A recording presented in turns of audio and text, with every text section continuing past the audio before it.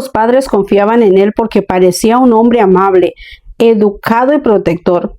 Pero un día abrí una puerta y descubrí por qué varias niñas regresaban de aquella casa guardando secretos. Durante meses pensé que visitábamos un lugar paradisiaco. Había piscina, árboles y juegos por todas partes. Lo que nadie sabía era que dentro de aquella casa ocurría algo que ninguna niña debía vivir. Cuando cursaba los últimos años de la escuela primaria, tenía una compañera que solía invitarnos a pasar los fines de semana en la casa de su papá. Sus padres estaban separados y él vivía en una quinta ubicada en una zona rural, bastante alejada del lugar donde nosotras vivíamos. Para cualquier niña, aquel sitio parecía un sueño. Había una casa enorme con galerías, árboles frutales, espacios para correr, un arroyo y una piscina donde podíamos pasar horas jugando.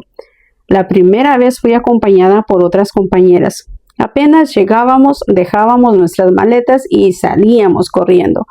Jugábamos en el pasto, explorábamos el terreno y después nos metíamos a la piscina. El papá de nuestra amiga parecía un hombre muy atento. Cocinaba para nosotras, preparaba la merienda y siempre encontraba la manera de hacernos sentir especiales. También era educado, amable y tenía mucha facilidad para conversar con nosotras. En aquel momento, ninguna veía nada extraño. Al contrario, todas queríamos regresar. Al principio yo iba aproximadamente una vez al mes, pero cuando mis compañeras me contaban todo lo que habían hecho durante los fines de semana en los que yo no había asistido, comencé a pedir permiso para ir con mayor frecuencia. Poco a poco aquel hombre fue ganándose nuestra confianza. Nos hacía pequeños regalos. Nos escuchaba y nos trataba como si fuéramos mucho mayores de lo que realmente éramos. Algunas compañeras comenzaron a competir por su atención. En la escuela hablaban de él con admiración y decían que les hacía sentir muy importantes. Ahora entiendo que esa era una de las señales que nadie supo reconocer. Él no se comportaba como un adulto responsable que debía mantener límites claros. Se acercaba demasiado. Creaba secretos y hacía que algunas niñas creyeran que existía una relación especial entre ellas y él. Pero nosotras éramos menores y no teníamos la madurez para comprender lo que estaba haciendo. Con el paso de los meses empecé a notar cambios en algunas compañeras. Una de ellas se ponía nerviosa cuando alguien mencionaba al papá de nuestra amiga. Otra se alejaba del grupo cuando él la llamaba para ayudarlo con alguna cosa dentro de la casa. Cuando regresaban, actuaban como si nada hubiera ocurrido. En una ocasión, una compañera me confesó que aquel hombre la hacía sentir incómoda. No supo explicarme exactamente qué estaba pasando.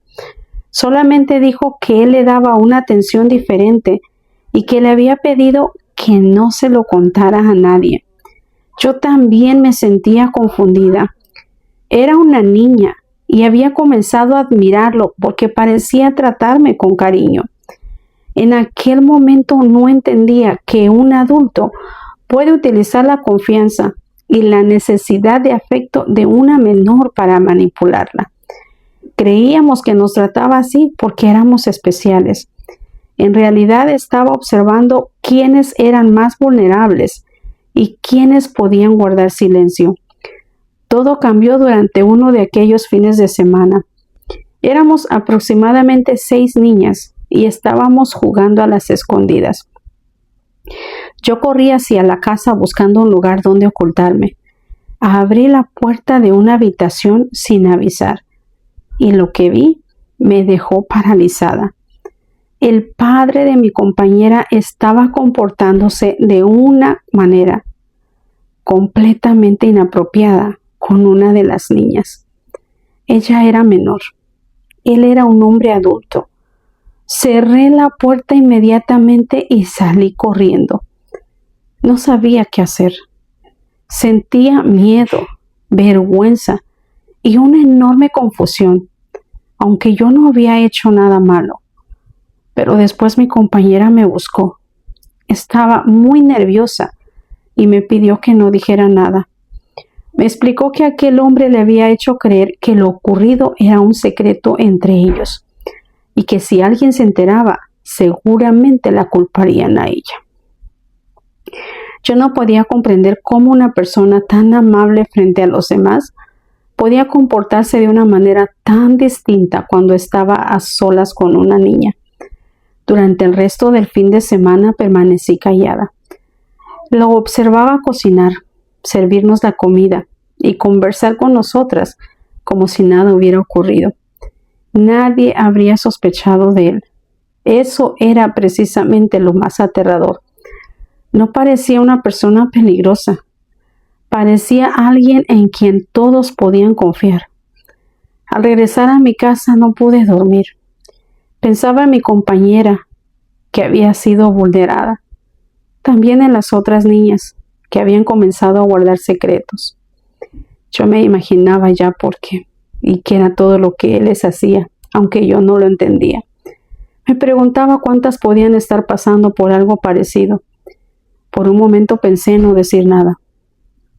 Tenía miedo de que mi compañera se enojara conmigo, de que nadie me creyera o de que todos pensaran que yo estaba inventando algo. Pero también entendí que si permanecía en silencio, aquel hombre podría continuar causando daño.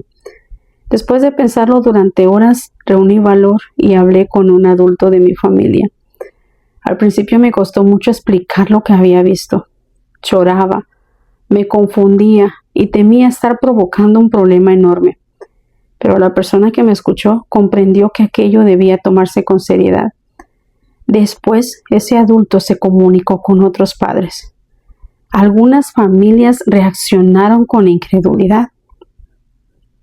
Decían que aquel hombre siempre había sido educado, atento y aparentemente responsable. Pero poco a poco otras niñas comenzaron a contar situaciones que habían guardado durante meses.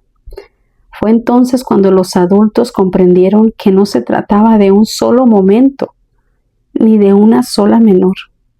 Aquel hombre había utilizado la casa, los juegos y la confianza de las familias para acercarse a varias niñas sin levantar sospechas. Todo cambió después de eso. Algunas compañeras dejaron de asistir a la escuela por un tiempo. Otras tardaron mucho en volver a hablar del tema. También hubo quienes necesitaron años para comprender que no habían tenido la culpa. Nosotras éramos niñas. El único responsable era el adulto que había utilizado su edad, su autoridad y nuestra confianza para manipularnos. Durante mucho tiempo me sentí culpable por no haber hablado inmediatamente. Después comprendí que yo también era una menor asustada, tratando de entender una situación demasiado grande para mi edad. Lo importante fue que finalmente rompí el silencio. Aquel lugar que yo recordaba como un paraíso terminó convirtiéndose en uno de los recuerdos más dolorosos de mi infancia. Aprendí que una persona peligrosa no siempre parece amenazante. A veces puede ser amable, cocinar, sonreír y ganarse la confianza de toda una familia. También entendí que cuando un adulto le pide a un niño guardar secretos que lo hacen sentir incómodo, asustado o confundido, es necesario escuchar al menor y actuar. Ninguna niña debe ser culpada por haber confiado, admirado o sentido cariño por un adulto. Es responsabilidad del adulto mantener los límites y protegerla. Mi reflexión es que muchas víctimas permanecen en silencio porque primero fueron convencidas de que nadie les creerá. Por eso cuando un niño cambia repentinamente, se vuelve más callado, teme visitar cierto lugar o menciona secretos con un adulto, debemos prestar atención. Escuchar sin juzgar puede marcar una gran diferencia. También aprendí que romper el silencio no siempre ocurre de inmediato. A veces una persona necesita tiempo para entender lo que vivió y reunir valor para hablar.